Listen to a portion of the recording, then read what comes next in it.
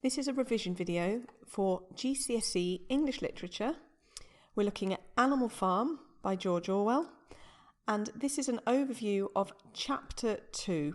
And by overview, I mean we're going to look at the main events, main characters, and some quotations.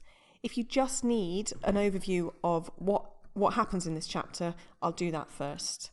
So we'll move up over here, and we'll put Chapter 2, Key Events.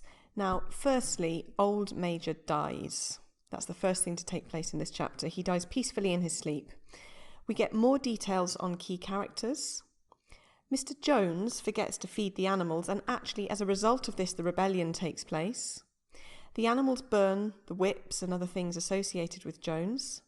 It's revealed that the pigs can read and write. The 7 commandments are written on the wall. And at the end of the chapter, the milk disappears. So this is also an indication that the 7 commandments are already being broken. We'll come to that shortly. Right, let's move over here and look at the setting. It's set on Manor Farm, and it's important that you know that this changes to Animal Farm by the end of the chapter. So they've renamed the farm. Old Major died peacefully in his sleep, and at this point I'm just going to put up here about the structure. It's really important that you understand that Major, who had written or sort of dreamt the key concepts of animalism and communicated them to the animals in his speech, he dies in the same chapter as the pigs start to abuse their power. Major's speech had given the more intelligent animals a completely new outlook on life, and the more intelligent animals are the pigs. So what we'll do now is we will look at the main pigs. They are Snowball, Napoleon and Skealer. And if you've watched your video on Chapter 1 or studied the novel at all, you'll know that these represent key people, real people, in the history of the Russian Revolution of 1917. So Napoleon represents Stalin, Snowball represents Trotsky, and Skealer represents Molotov, or some people say that he represents the Politburo generally, so the policy-making body of the Communist Party. I'm now going to take you through these 3 characters and what we learn about them in Chapter 2. And we'll start with Napoleon. We learn that he's a large, rather fierce-looking Berkshire boar. He's not much of a talker. He has a reputation for getting his own way. Now, the description of Napoleon is actually quite similar if you've seen pictures of Joseph Stalin. You know, a strong, perhaps fierce-looking character. And we learn early on that he's very stubborn. And I'm going to put here now that this is foreshadowing later events, because Napoleon seizes power, he becomes a dictator, and by the end of the chapter 2, he's already started the process of abusing the power that he has. So to summarise, Napoleon is, he's a dictator, he's really secretive, he plots and he schemes, he's manipulative, and he does this through Skealer as well, through Skealer's clever use of language. He's scheming, and he's a megalomaniac. That's somebody who's obsessed with power. And I'm just going to put a picture here because Napoleon, again, is a representation of Joseph Stalin. Let's move over to our second pig, Snowball. Snowball's a more vivacious pig than Napoleon. Vivacious means sort of full of life. He's quicker in speech and more inventive. So Snowball's meant to be a clever, thoughtful, strategic character. Snowball plans the revolution. He wants to help the animals, to help themselves. This is also similar to Trotsky. If you think of the committees that Snowball designs, that's an example of the animals helping themselves. He's brave, he fights in the Battle of the Cowshed, and he doesn't actually notice Napoleon's scheming. And Snowball represents Leon Trotsky. Right, let's move up here to our last pig of these 3, Skealer. Now, Skealer is a brilliant talker and could turn black into white. Now, I'm going to put a question mark here because people often tell me that they don't understand what this means. He can turn black into white with his language. Skealer can convince the other animals of anything. So he can metaphorically turn black into white. He can convince the other animals of anything. That's what that means. We learn that he's not considered to have the same depth of character as the others. So he's more of a talker. He's sort of a surface level pig. He doesn't necessarily have the deep thinking skills or the strategy of Snowball. It says he had a way of skipping from side to side and whisking his tail, which was somehow very persuasive. So everything about Skealer exudes this persuasive rhetoric, including his body language. Let's just summarise here his character as we have with the others. He's a spin doctor. So if you don't know what a spin doctor is a member of a political party who will put literally a positive spin on things. He will make any actions of the politicians sound positive to the masses.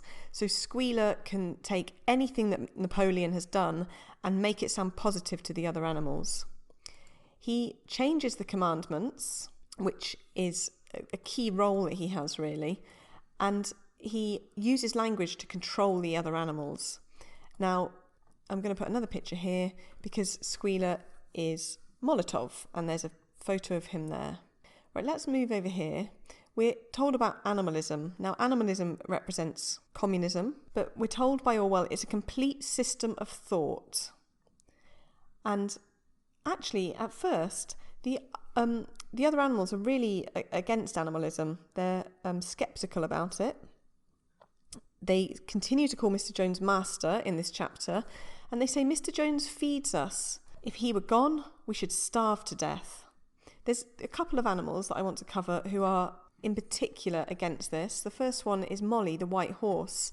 Now, she says, will there still be sugar after the rebellion? She's concerned that she's going to lose her luxuries. She says, shall I still be allowed to wear ribbons? And again, she's worried that she won't look pretty. She's worried that she won't have the luxuries that she had under Jones. Snowball tells her liberty is worth more than ribbons. Now, Molly represents the petty bourgeoisie.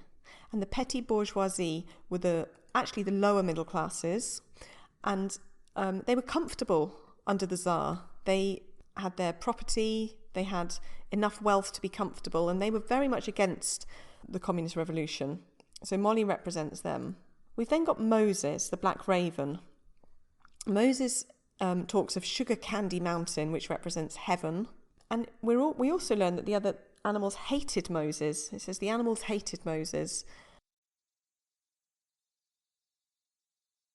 Now, Moses represents the Russian Orthodox Church. So he speaks of Sugar Candy Mountain just in the same way that the church would speak of heaven. And Karl Marx had equated religion as being an opiate, so something that dulls and pacifies people so that even if they have rotten lives, they'll be rewarded in a later life in heaven. So religion didn't fit well with communism, and this is shown here by Moses being hated and rejected by the other animals. Let's move over here to Boxer and Clover. Now, Boxer and Clover represent the working classes. They're two cart horses. They're faithful disciples. Orwell says they had great difficulty in thinking anything out for themselves. So they're not great thinkers. They follow loyally. And we're told they're unfailing in their attendance at secret meetings. Boxer and Clover represent the working classes who continue to support Stalin even when they were being mistreated and lied to. Now, the rebellion takes place in this chapter. We're told the rebellion was achieved much earlier and more easily than anyone had expected. This is the same as the communist revolution. Many felt that Russia wasn't ready for a revolution when it took place. In Animal Farm, we're told that Jones gets drunk and he forgets to feed the animals. And it says they could stand it no longer. So the revolution happens as a kind of spontaneous event. We hear that Jones and his men found themselves being butted and kicked from all sides. Jones was expelled and the manor farm was theirs. The revolution takes place in chapter 2, and there are some quotations for you in relation to that. Now, we'll move up here. Immediately after the rebellion, It was theirs. Everything they could see was theirs. They rolled in the dew, they cropped mouthfuls of the sweet summer grass, and this is possibly one of the only really positive times for the animals. They're gazing with a kind of awe at the unbelievable luxury. They cannot believe that all of the farm is theirs. Now, they also very carefully and very gently go into Jones's house and have a look around. And they treat it with reverence and respect. And Jones's house represents the Tsar's palace. And I've just got some pictures for you here so you can see the absolute luxury. Now, we'll move on. The pigs had taught themselves to read and write. And in this chapter, the 7 commandments gets put on the board. I'm going to put the 7 commandments up here now. Whatever goes upon 2 legs is an enemy. Whatever goes upon 4 legs or has wings is a friend. No animal shall wear clothes. No animal shall sleep in a bed. No animal shall drink alcohol. No animal shall kill any other animal, and all animals are equal. Now, it's really important that as you are studying this, you then relate these commandments to later points in the novel and see the process by which they're destroyed and flouted. Flouted means, the rules have been broken. By the end of chapter 1, already the pigs have taken the milk, and we're going to look at that event now. So the cows need milking, and they're milked by the pigs. And the animals say that Jones used to mix the milk into their mash. The animals, this is dismissed immediately. Napoleon says, never mind the milk, comrades. And you need to look at the language here. It really is an order. He's telling them not to worry about the milk. It's really dismissive. They're normally given milk to supplement their diet. And you have a repetition of comrades here. This clever language is encouraging the animals not to worry about their food and reminding them of their status as equals. However, they're not really equals because Napoleon takes the milk. So lastly, we've got when we came back in the evening, it was noticed that the milk had disappeared. Right, that's it. I hope this is helpful. I'll be back with a summary of chapter 3 shortly. And do go back over this and pause the video at the right points so you can get your quotations down. Thank you and goodbye.